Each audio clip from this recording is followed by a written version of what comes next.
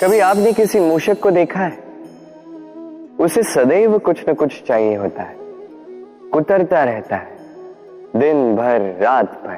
कभी आपके रसोई घर से कुछ उठा लेगा, कभी भंडार से कुछ उठा लेगा, कभी आपके वस्त्र फाड़ देगा, कुछ उठा के अपने बिल में ले जाएगा।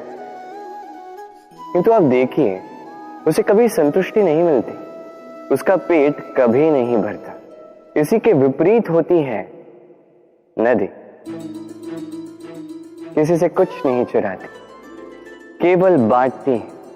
अपने इस जल को इस प्रकृति में बांटती, इस धरा को सींचती जाती है, इस प्रकृति को एक नया जन्म देते जाती है। और यही नदी जो सदैव केवल बांटती है, आप देखेंगे कि ये कभी खाली नहीं होती। इससे आप क्या समझे? जो सदैव छीन कर खाता है वो सदैव भूखा रहता है। जो व्यक्ति सदैव सब में बांटता है उसे ये भूख कभी नहीं सताती। वही मूषक जो सबसे छीनता है अकेला पड़ जाता है, उसके शत्रु बन जाते हैं। वही नदी जो सब में केवल बांटती है, उसे लोग माता समझकर उसकी पूजा करते हैं। इसलिए छीनने में नहीं, बांटने में विश्वास रखें। भाग्य, कितना सुंदर शब्द है ये भाग्य। किंतु जितना सुंदर है उतना ही रहस्यमय भी है।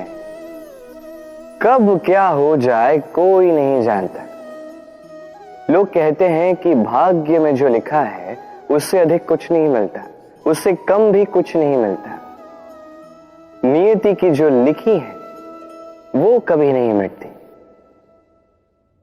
किंतु कोई ये नहीं समझता कि नियति आपकी नीयत से बदलती है।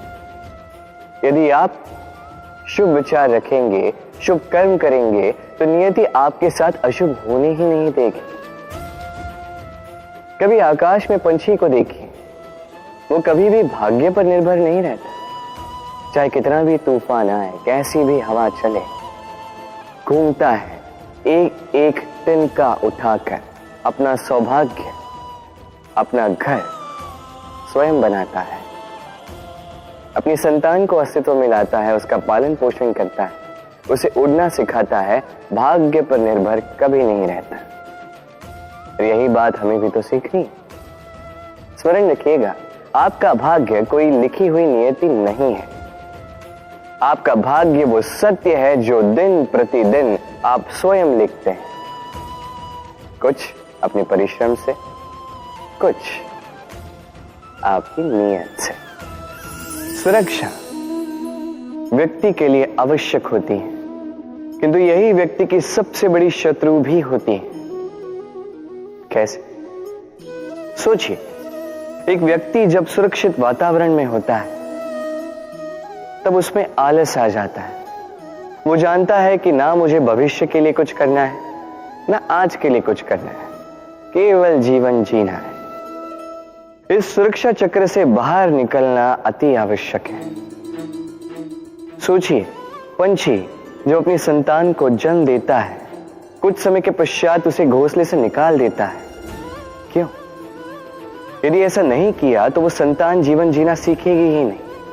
यदि उसे डाली से नीचे नहीं फेंका तो संतान उड़ ही नहीं पाएगी, उसके पंख सशक्त नहीं होंगे, वो स्वयं का घोंसला बनाएगी ही नहीं। पंछी अपना घोंसला तब बनाते हैं जब उनके अभिभावक उन्हें छोड़ देते हैं। स्मरण रखिएगा, आप सुरक्षा चक्र से बाहर निकलेंगे, संकट आएंगे जिसके कारण आप सतर्क होंगे, उनका सामना करोगे तो आप बलशाली होंगे। अब वो संकट दोबारा ना आए इसलिए आप योजना बनाओगे। यदि आप स्वयं का विकास चाहते हैं तो जब भी आपको लगे कि आप एक सुरक्षित वातावरण में हैं, एक सुरक्षा चक्र में हैं, तो इस घेरे से बाहर निकलिए। यहां है आपका विकास। तो आइए और मेरे साथ प्रेम से कहिए, राधे राधे।